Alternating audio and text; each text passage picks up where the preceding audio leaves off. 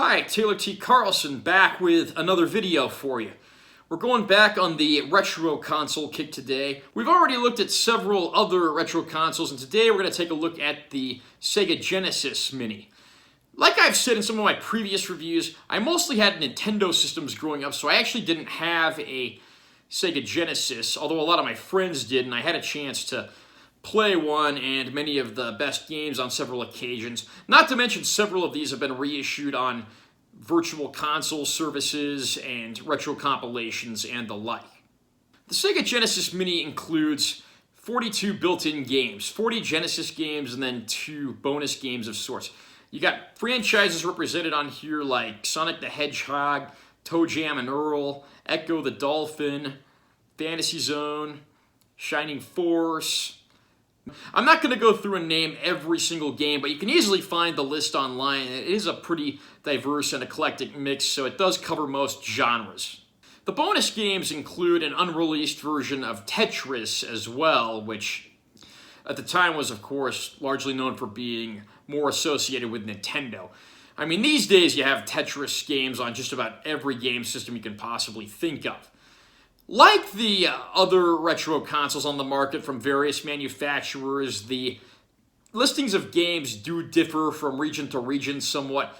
In other regions, including Europe and Japan, where the system was known as the Mega Drive, and this is called the Mega Drive Mini over there, the game selection is slightly different. Again, if you go online, you can easily look up these lists and see some of the games that are on the American version that aren't on the foreign versions, and vice versa. And of course, some diehard gamers may want to shell out the money for the imports in some cases. Of course, when it comes to something like this, there's always going to be a few games missing that's pretty disappointing. In this case, I really missed not having Sonic the Hedgehog 3 or the Sonic and Knuckles attachment, which was also a standalone game.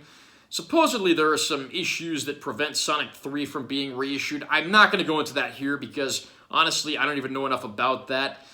Another big omission, too, is the Mortal Kombat games. I don't know if that was because of legal issues or if maybe they were trying to keep this like an E and T rated package without any serious mature rated games, but again, not sure, so I can't really comment there. Why don't we take a look at the system itself now? Here is the actual system itself. It's, as you can tell, not very big. I mean, this thing fits in one hand.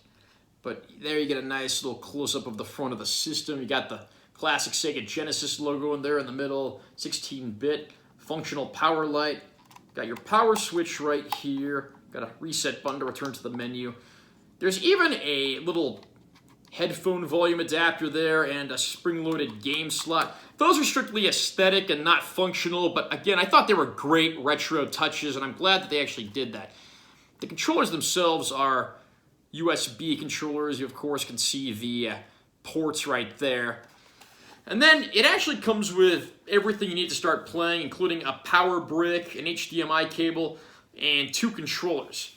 Here's a look at the controllers that come with the system. They are just the 3-button controllers, which is kind of a disappointment for those that wanted to play Street Fighter Super Champion Edition, which comes with this game. But again, it's still a great-looking controller. Got your 3 buttons, start button, 8-directional pad. There's a look at the back.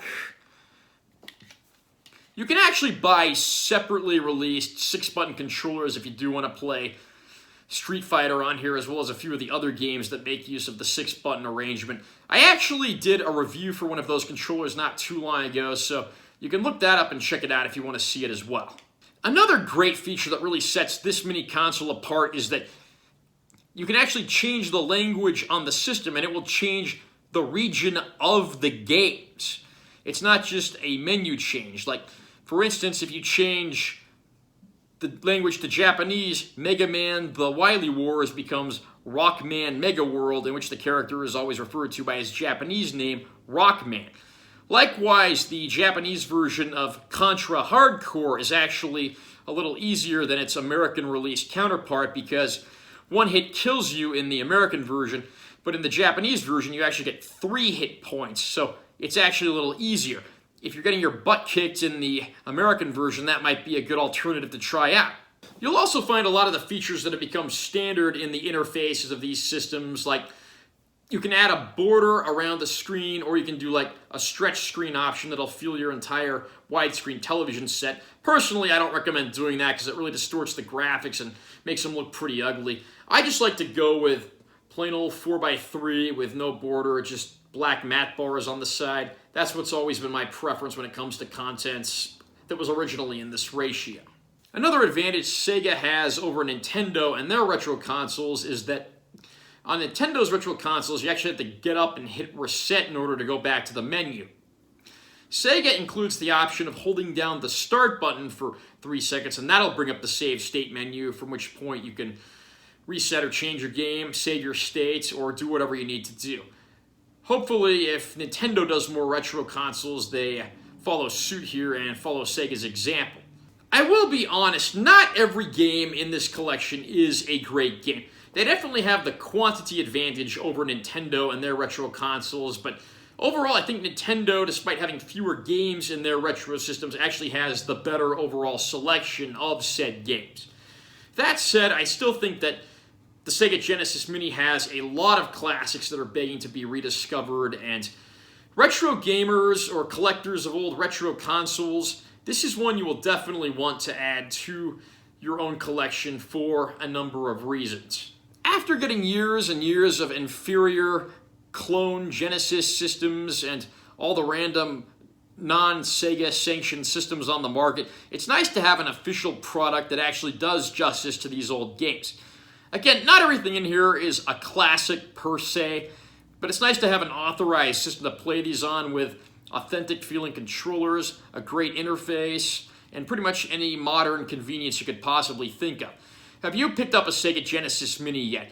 Are you a fan of the system? Were you not a fan? Any games left off here you would have liked to see? Comment down below and let me know what you think. Also, remember to subscribe to my channel and give this video a like if you found it helpful. I'm Taylor T. Carlson, and I will see you in my next game review.